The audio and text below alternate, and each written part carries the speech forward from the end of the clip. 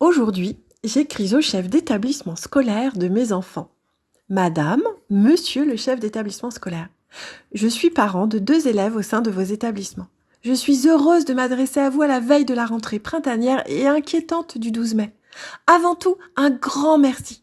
Merci d'avoir mobilisé vos équipes pour que mes enfants poursuivent leurs apprentissages. Merci d'être pleinement engagés dans une réflexion concrète pour accueillir de nouveau mes enfants dans un contexte sanitaire sécurisant, élèves, enseignants et personnel. Il faut que je vous dise, j'ai profité du confinement pour échanger avec mes enfants. Et lorsque nous avons discuté du retour à l'école, grande interrogation. À quand du papier toilette ? Les élèves de notre pays savent que les toilettes des élèves sont souvent sales, sans papier toilette, ni savon, ni séchoir pour les mains, que les portes ne préservent pas l'intimité, que parfois elles ne ferment même pas. La cohue incontrôlée aux heures de pause n'arrange rien. Les élèves de notre pays savent qu'à la suite de dégradations, ils se voient privés du droit d'accès à des toilettes dans l'optique d'une punition collective. Les élèves de notre pays se retiennent des journées entières pour éviter d'aller dans leur sanitaire. C'est un lieu anxiogène. Des problèmes de santé en découlent. Les adolescentes qui ont leurs règles sont stressées ou absentes. Le lavage de mains n'est pas facilité, ce qui propage des épidémies diverses, sans parler de celles qui nous préoccupent. Certains filoutent en allant à l'infirmerie pour utiliser les toilettes de ce lieu un peu protégé, ce qui transforme l'infirmière scolaire en dame pipi. Voire resquille pour aller dans celle de leur prof. Je sais quelles sont vos responsabilités, lourdes, importantes. Votre poste demande de conduire la politique pédagogique et éducative de l'établissement en concertation avec l'ensemble de la communauté éducative pour offrir aux élèves les meilleures conditions d'apprentissage.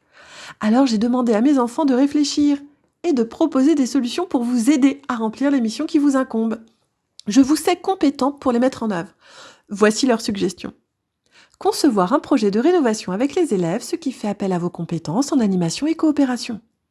Assurer une surveillance pendant les pauses en mobilisant les surveillants, ce qui fait appel à vos compétences en management.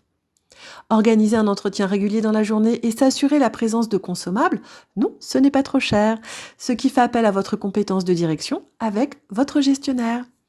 Sanctionner les dégradations, non pas en punissant collectivement, mais en accompagnant les fautifs avec de la fermeté et de la pédagogie, ce qui fait appel à votre courage professionnel.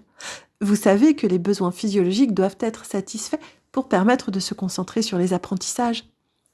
Au cours de ma petite enquête, j'ai constaté l'existence d'établissements où ce problème de toilette ne se pose pas. Ce qui confirme que, oui, malgré le manque de moyens si souvent dénoncés, malgré des contextes différents, c'est possible. Alors, madame, monsieur le chef d'établissement, pensez-vous avoir besoin de consignes centralisées et descendantes ou de coopération pour réussir votre mission ? Si vous avez besoin de mon soutien, j'adresse ce courrier à mes élus. Pour apaiser mes inquiétudes de parents, de citoyennes, je parie sur votre compréhension, votre intelligence, votre sens des responsabilités et votre courage pour prendre ce problème à bras-le-corps et vous plonger tout entier dans sa résolution. Mes enfants et moi nous serons rassurés. Eux pourront reprendre le cours de leurs apprentissages, je pourrai reprendre le travail pour assurer notre subsistance. Mes salutations respectueuses, madame, monsieur le chef d'établissement. Elle vous plaît ma lettre ? Utilisez-la, partagez-la.